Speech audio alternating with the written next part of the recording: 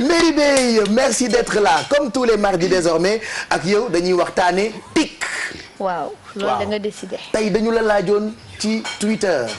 Voilà comme dit Bijou Twitter. Alors Twitter ou Twitter pour prononcer ça comme Bijou en anglais. Twitter. Je suis Sénégal parce que moi à l'époque je disais Twitter. Je venais de connaître Twitter. Facebook je disais Boubouk ci saison wu daaw bi mais Twitter wala Twitter. Qu'est-ce que ça veut dire? Alors, Twitter, en fait, vient d'un système qu'on appelle le microblogging, qui, lui, vient du blogging. Alors, à la base, il faut d'abord savoir ce qu'est le blogging. C'est-à-dire, c'est une sorte de journal électronique, on va dire, que tu as, qui te permet d'émettre des avis, d'écrire des articles, et après, tu as des commentaires. Donc, Twitter, à la base, ça signifie gazouiller. Tweeter. Gazouiller, moi, comme les petits, ils disent kipi, kipi, kipi. Tu vois, voilà le gazouillement des oiseaux. Exactement. Donc il y a un reportage qu'on va regarder tout à l'heure et après je vais revenir avec de plus amples informations. Mais à la base, ce qu'il faut retenir, c'est que Twitter a été créé le 21 mars 2006 par un groupe de personnes dont Jack Dorsey. Mais son lancement a été fait en juillet de la même année. D'accord. Donc 2006, c'est ça? 2006, oui. Donc j'ai des chiffres et aussi je vais vous expliquer comment ça se passe et tout. Mais en attendant, on regarde d'abord le reportage et après on revient.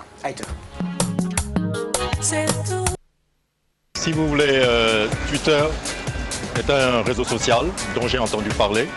Toutefois, je ne l'utilise pas. Je ne sais pas comment ça fonctionne exactement. J'utilise beaucoup plus Facebook. C'est Twitter, ouais, je connais, c'est un site internet quoi, comme Facebook.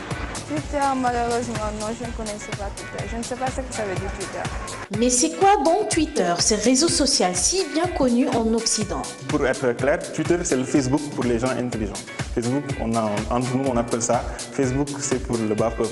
Si les réseaux sociaux sont de plus en plus nombreux sur le web, il est très important de connaître leurs différences. À un moment, il y a eu une effervescence des blogs. Donc, une des raisons de sa création était pour innover. Twitter a répondu à un besoin. En 2006, il existait quelques réseaux sociaux comme MySpace, mais on était encore plus dans l'engouement des blogs. S'il est très intuitif d'utiliser Facebook, Twitter paraît beaucoup plus difficile, vu qu'il est un savant mélange de blogs et de réseaux sociaux avec une communauté d'amis. Pour dire plus simple, c'est comme Facebook, sans photo ni application. Découvrons ensemble comment ça marche. Sur la gauche de votre écran, vous aurez des propositions de personnes ou d'entreprises ou de marques à suivre. Et c'est à vous de vous dire, allez, je follow ou je follow pas. Ça m'intéresse ou ça m'intéresse pas. Et donc vous avez en fait deux positions sur Twitter. Vous êtes soit le follower, c'est-à-dire que vous suivez quelqu'un ou quelque chose, ou bien vous êtes le followé, c'est-à-dire que vous êtes suivi par des personnes, des entreprises ou des marques, etc. Quand on envoie un message sur Twitter, on parle de tweet. Sur Twitter, tout se passe en 140 caractères, tout se passe comme un SMS. On ne peut rien faire de plus. C'est un message de 140 caractères qui est transmis. Par heure, tu peux publier 100 tweets. Et si tu dépasses les 100 tweets, on te dit le truc, c'est-à-dire que tu ne peux plus tweeter là. On te dit pendant genre peut-être 1 heure de temps et après tu peux commencer à tweeter. Vous pouvez ajouter des photos, ajouter des contenus, mais elles ne vont apparaître en lien. Donc si vous ne voyez pas la photo apparaître sur Twitter, ne vous inquiétez pas, c'est normal. Elle apparaîtra sur une autre page une fois que vous cliquez dessus. Donc en fonction des sujets, on peut choisir de créer ce qu'on appelle un fil sur Twitter et qui permet de suivre une discussion du début à la fin, en s'abonnant ou bien en suivant ce fil-là, pardon. Vous pouvez également retweeter, c'est-à-dire vous captez un contenu intéressant. Vous avez une information qui est une breaking news ou qui est une information qui, selon vos intérêts, peut profiter à votre communauté. Et donc, il suffit de cliquer sur le bouton retweeter. Certaines pages qui, pour vous, sont les plus importantes, vous pouvez décider de les positionner comme des pages favoris afin de recevoir également toute leur actualité. Quand dans son tweet, on écrit un hashtag, on arrive dans le temps à suivre ce hashtag-là. Le hashtag permet donc d'identifier un groupe ou une communauté. Par exemple, sur moi, par exemple, je porte un t-shirt sur lequel est inscrit le hashtag Sunu Cause. Et ça permet par exemple à des utilisateurs, ou bien à des tweetos, on les appelle comme ça souvent, à des tweetos un peu éparpillés dans la diaspora et aussi au Sénégal, de pouvoir être sur la même, disons, sur la même longueur d'onde, sur le même fil Twitter pour suivre tout ce qui s'est fait sur ce hashtag-là. Si vous voulez. Voilà Twitter ñoom ñu ngi ko expliquer lépp daanaka ci français mais ce serait quand même nga ñëwaat ci tuuti bien pour nit ñi gën a mën a comprendre Twitter ñu bëri miin nañu Facebook parce que Sénégal fi Facebook la ñu gën a miin. On peut dire que Twitter dafa xaw a mel ni Facebook. Non, déedéet bokkul. En fait, Twitter ak Facebook c'est pas la même chose. Ah, bokkul, voilà, déjà dañuy wax ne que Facebook c'est un réseau social. Alors que Twitter c'est pas un réseau social, c'est un média social. Ah, voilà. Lan mooy différence entre média social ak réseau social alors? En fait, un réseau social, ça te permet de te faire des amis. Ah. Voilà. Un média social, en fait, pour Twitter, concrètement, c'est pas pour te faire des amis. C'est pour partager des informations, comme nous l'avons expliqué dans le reportage. Tu es suivi ou tu es suiveur. Ah, d'accord. Voilà. D'accord. C'est ça, c'est un média social. C'est pas, par exemple, j'ai une information de taille. Montar déjà, comme il a expliqué dans le reportage, c'est 140 caractères. C'est comme un SMS. On te permet d'aller directement à l'essentiel. D'accord. Société timeline Twitter ak timeline Facebook, c'est pas pareil. Okay. Facebook, mën nga bind ba suba. Alors que Twitter, tu as 140 caractères pour dire l'essentiel. Donc moo tax même autorité yi ba ci président de la République ou rajo yi ak télé yi bu ñu bëggee communiquer dañuy gën a communiquer ci Facebook bi joxe information bi après nit ñi commenter, c'est ça? Voilà, en fait c'est que fii Sénégal Facebook la ñu gën a jox bopp. D'accord. Alors que à l'étranger ou dans le monde, c'est Twitter qui prédomine. Comme ni ko quelqu'un waxee dans le reportage, Facebook pour ñoom c'est le bas peuple. En fait ñi faral di utiliser Twitter bëgguñu torop Facebook. Dañuy jàppee seen bopp élite. Voilà, parce que pour ñoom c'est des intellectuels. Voilà, pour ñoom c'est des intellectuels, ils n'ont pas besoin de mettre tout un tas de textes pour exprimer une idée ou quelque chose comme ça. D'accord. Voilà. Donc en fait caractéristique Twitter, c'est quelque chose, il faut être bref. li ngay wax da nga koy tënk. kon man xajuma Twitter. non yow xajoo Twitter. seet naa ba seet xajoo Twitter. déedéet day metti. da ngay bind lu tuuti rek. waaw wala nga bindaat comme le jeune comment il l'a expliqué. Tu tweets. Pendant 30 minutes tu peux tweeter. Mais boo defee 100 tweets dañ lay arrêter. parce que dafa tweet bi mooy li ngay bind rek. def ko noonu waaw tweet bi tweeter mooy bind kii bi information bi ci timeline bi posté. d'accord loolooy tweeter. je sais pas avec la complicité de la régie bu ñu mënee am kii wu kanamu Twitter bi si possible Pape Samba tonton Mag comme ça ñu gën koo mën a comprendre parce que fii Sénégal c'est vrai que utiliser wuñu ko bu baax mais bokk na ci li ñu gën a jëfandikoo ca bitim réew. exactement alors lan moo gën est-ce que am na lu gën entre Facebook ak Twitter. ça dépend en fait de utilisation bi nga ko bëggee parce que bu dee da ngay wut visibilité. mën nga dugg Facebook parce que Facebook ça te permet de mettre des photos, des vidéos, en fait des feignes. Twitter comme ils l'ont dit c'est pour relayer des informations. Bon utilisation bu ñu koy defee fii c'est pas la même que utilisation bu ñu koy defee à l'étranger. Parce que ñoom si Facebook te permet de mettre plusieurs photos. Twitter benn photo ngay def benn texte bu ndaw. et même photo bi du apparaître noonu ce sera en lien. day nekk pic.twitter.com.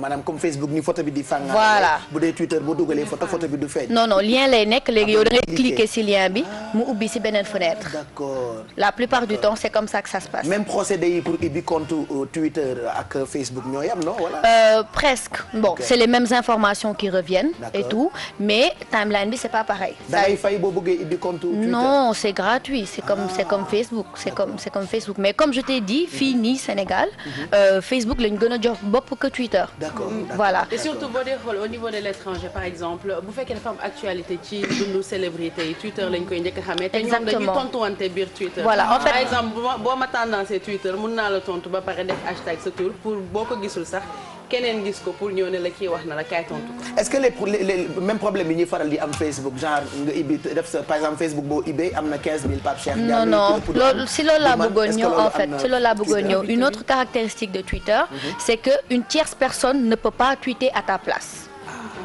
c'est ton compte. D'accord. yaa ngi comprendre sa texte la da ngay texte mu yónni mais alors que Facebook mën nañ ko pirater. Bon bien sûr toute application est piratable.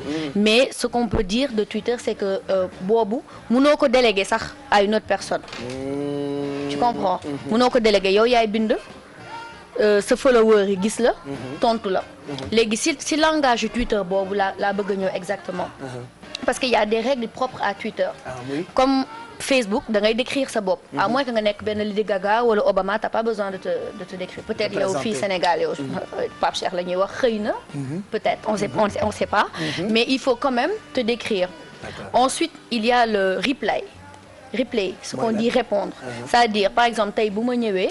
ma tweeter par exemple maa ngi yeewu leen sama benn follower pour bëgg ma répondre day cliquer sur répondre léegi su cliquer sur répondre day def arobase ak sama tur Merry Beye voilà arobase Merry Beye Diouf noonu lay def mu bind lu muy bind loolu ñuy wax replay voilà léegi mën na am tamit comme démb information yu am arobase TFM def benn information par exemple joxe verdict Karim Wade yow tu trouves le tweet intéressant mais bëggoo ko soo ko jëlee bind ko xam nga loolu plagiat la voilà léegi loolu la ñuy wax retweet d'accord mën nga ko retweeter da nga koy retweeter c'est-à-dire ko mu jàllaat non dafa am benn bouton si Twitter bu lay permettre nga retweeter da nga koy bës mu nekk retweet donc wàcc si sa fil d'accord est-ce que yaa ngi comprendre l'autre comment dire caractéristique te mu baax aussi c'est que comme démb affaire au Karim Wade bi on a le hashtag. Je te donne un exemple. Hashtag c'est un fil. C'est-à-dire démb par exemple Twitter génne na benn hashtag Karim Wade. Donc tout ce que tu veux savoir sur l'actualité de Karim Wade c'est le hashtag Karim Wade. noonu la ñuy utiliser hashtag en fait da ngay def hashtag par exemple bu ñu bëggee xaw hashtag Pape Cheikh Diallo. On met hashtag Pape Cheikh Diallo et toutes les actualités qu'on a eu à mettre sur Twitter pendant la journée sur Pape Cheikh Diallo mën nga ko retrouver ci Twitter voilà mais ñi utiliser Twitter dañoo xaw a déformer utilisation hashtag parce que léegi hashtag da nga koy gis sax Instagram la ñu bind hashtag je m'ennuie hashtag j'ai rien à faire xam nga dañ koy dédramatiser quoi voilà hashtag toute une phrase et pourtant hashtag Facebook moo Twitter moo tax mu juddu exactement même Facebook ils font des hashtags oui ils font des hashtags à partir de dièse lañ koy c'est un dièse oui mais à la base hashtag Twitter la ko moom. D'accord. Tu comprends. Donc j'ai aussi quelques chiffres qui te permettent de savoir aussi que Twitter est quand même assez important. Par exemple, il y a 2300 nombres de salariés qui travaillent chez Twitter à travers le monde. Wow. Il y a 100 millions d'utilisateurs quotidiens de Twitter. Wow. Et la production quotidienne de tweets est de 500 millions. Ok. Quotidienne, hein? Voilà. Il y a 6 millions. 6 millions plutôt, c'est le nombre de sites internet qui ont intégré Twitter. D'accord. Et il y a environ 350 milliards comme nombre de tweets publiés depuis la création de Twitter en 2006. D'accord. te liñ ci xamul mooy. Twitter dugg na bourse. ah dugg na ci bourse bi. waaw valeur bourse c'est $26. D'accord yow Twitter mi avancé na de. non Twitter kay moom fu mu ne nii dem na. léegi dama doon ganale rek ganale gi jeex na fii nag dafa am ay règles waroo maa gën a bëri wax fa am noo war a waxee ak nu muy demee.